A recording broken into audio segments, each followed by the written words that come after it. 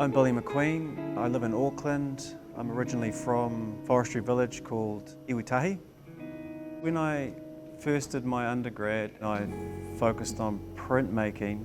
I've always enjoyed the very tactile nature of it, quite physical, and the process side of it, so you're carving it, you're not 100% sure how it's going to come out, and then you roll it up and you get an idea of it, but then it's in reverse, and then you print it, and then it's around the other way, so you're never 100% sure what's going to come out.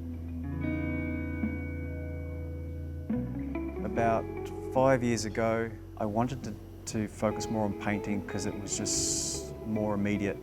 Ironically, with the method I ended up, or the technique, or the way I paint is probably more complicated than printmaking. There's so many layers, and it's not immediate at all, like I thought it would be. There was a point where I was purposely using very muted, quite earthy colours, and I think the reason for that was because colour could almost be too emotive. So I was purposely using colours that weren't too loaded. They were quite monochromatic, the early paintings. And recently I've gone 180 degrees, and it just opens up a whole new world. With my current painting, they're often personal. It might be my son or my daughter, for example, and that's just because I'm working from my own photos, and I like to work from my own material as opposed to found material, and there's often a story involved. Most photos, they might get one look at, and then that's it. They're buried in your phone or in storage somewhere. And I like the idea of going through photos and resurrecting them, or somehow repurposing them, giving them a new life.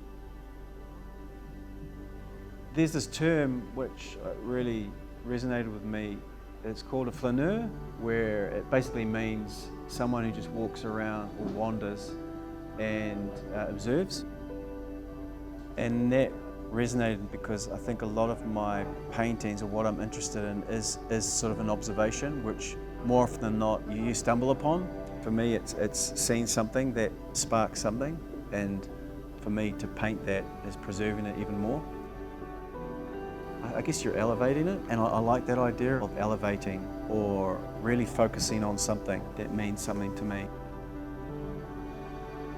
Something that always surprises me is when I paint something, especially if it's familial, if it's like a family member, or like it might be my son or my daughter or my mother or a family member. I'm really surprised that that resonates with strangers, essentially. I've got this connection, but other people get a connection and they don't even, I'm always surprised by that. I quite like that, because I don't really write about it, and I very rarely tell people about those things. I want them to see something themselves, I guess.